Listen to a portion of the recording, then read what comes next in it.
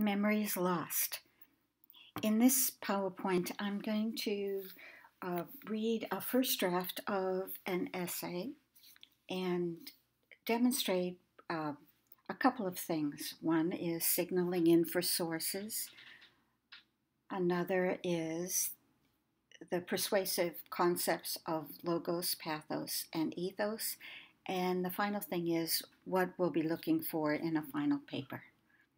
So here we go.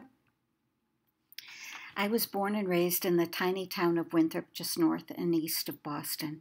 I spent every summer day at the beach, playing with my friends on the jetties and breakers and digging for clams. In winter, we went to the beach to play on the solid blocks of ice that covered the jetties. It was perfect. When my father's vacation rolled around, my father, mother, sister, and I would head north to New Hampshire and spend 2 weeks at Lake Winnipesaukee. My sister and I thought it was so exotic because the water was clear and tasted clean. The last summer we went to New Hampshire was when I was 13. I remember standing in the lake next to my father. I looked down into the water and could see our feet reflecting the light of the sun dancing on the ripples at the surface. His feet were grown-up size and mine were still very small. He held my hand. In November, he died suddenly and unexpectedly. I didn't know how to grieve.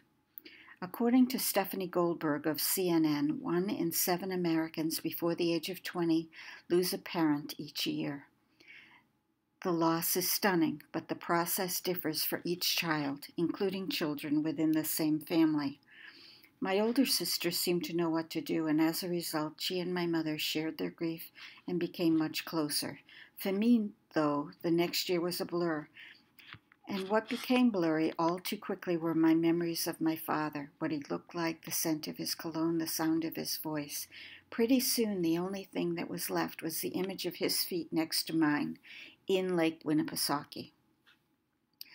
According to Paula Spencer Cross, who is a MetLife journalist on Aging Fellow, the death of a parent, no matter when, brings a series of problems, from difficulty dealing with unresolved issues to this loss of what therapist Sherry Showalter calls the loss of our wisdom keepers. When children lose parents, they lose the security of a way of life, as the remaining parent must put new plans into place. Their time is taken up trying to replace the income provided by the parent who died, finding caregivers for the children because they have to be away from home more often, taking on total responsibility for the child, and becoming the sole disciplinarian. The child, too, faces changes. If the child is the opposite sex of the parent who died, that child must find new ways to learn the proper way to respond to the opposite sex. If the child and the parent are the same sex, that child must learn how to be an adult, female or male, from someone other than the adult. The parent isn't around to share insights. I never went back to Lake Winnipesaukee, and I never wanted to. Winthrop, too, became a sad place for me, a place with diminished memories of happier times when my father played a role in my days. This is a good start for an essay. It'd be a very short but good first draft. The introduction is kind of interesting, or at least I think it's interesting, but again, that's my life. It involves pathos, which is story, and story is used to elicit emotion, to get the reader on the same page, to feel with the writer, to empathize. And this story was about a happy time, and then it's about an unhappy time. And even if that's not your experience, most people can understand and want to empathize with the writer. The body includes credible sources, and credible sources provide ethos. And one is Paula Spencer Cross, who's a MetLife journalist on aging. Another is Sherry Showalter, who's a therapist. And the third is me, because I provide personal experience. So what I'm telling you now is that you need, when you signal into your sources, which is to let the reader know in advance of the fact that you're going to be using a source, what the person's name is, if you know their name, and what their experience or education is on the subject. You too are an expert if you are writing about something that you know about. Last semester, I had a woman in class who is in a program that relates to raising and training horses, and she is a great expert on the topics that she wrote about. In this essay, I'm a great expert on what it's like to have a parent die. And to provide you that information makes my take on the topic that much more credible. The final way to be persuasive is through logos, and that's logic, a clear organization, statements that make sense. No fallacies, no hasty generalizations. Had I written this paper only from my experience and told you that when a parent dies, then the child has difficulties, you might have questioned my credibility. You might have questioned my logic. You might have thought that I was making hasty generalizations, that I was saying that because it happened to me, it is what happens to everybody. So that's part of the reason to include other sources, and it's also something to look for. In these kind of academic papers, we're asking that you don't rely exclusively on your own experience and make sweeping statements based on those. Now, what else does this draft need? Well, for one thing, it needs a thesis statement.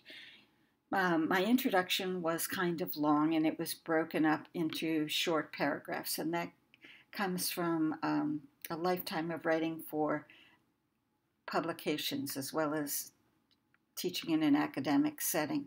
In publications, you tend to write shorter paragraphs that are not quite as cohesive.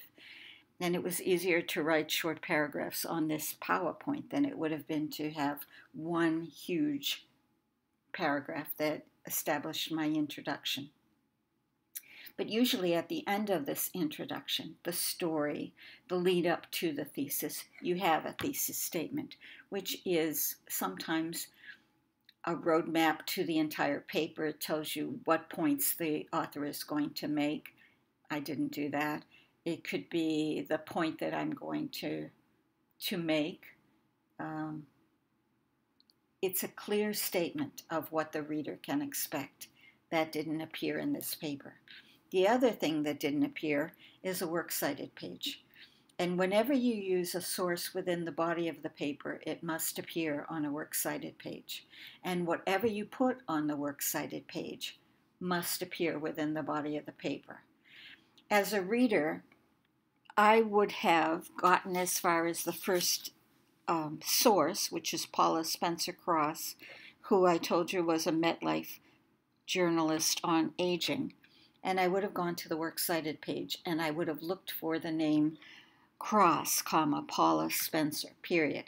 And then I would have looked for the name of the article that she wrote, the source that you got it from, the date that it was published, and the date that you accessed it. I would have wanted to know if it was a website or a print publication. And if it was a print publication, I would have wanted to know the pages.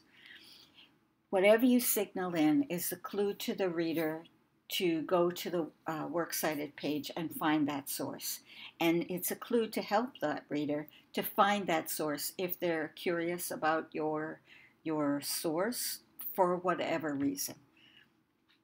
So signal in with whatever appears at the left margin on the works cited page and provide the credibility there.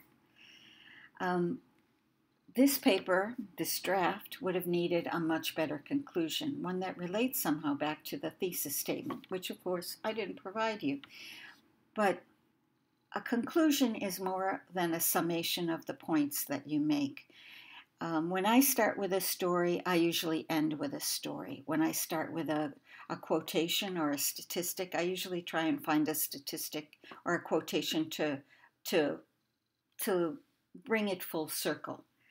So is this a good first draft? Yeah, it's okay. Is it a good final draft? No, not at all, not yet. So when you write your paper, your papers, I want you to think about the organization. I want you to think about the introduction. I want you to think about the conclusion. I want you to think about how you signal in and how that leads to the works cited page. I want you to have a clear thesis statement. But I want you to think primarily about your audience. How are you making it easy for the audience, your reader, to understand the point you're making? And how are you making it easy for them to be persuaded not only to read all the way to the end of your paper, but to consider that your points are valid and interesting? Okay, thanks.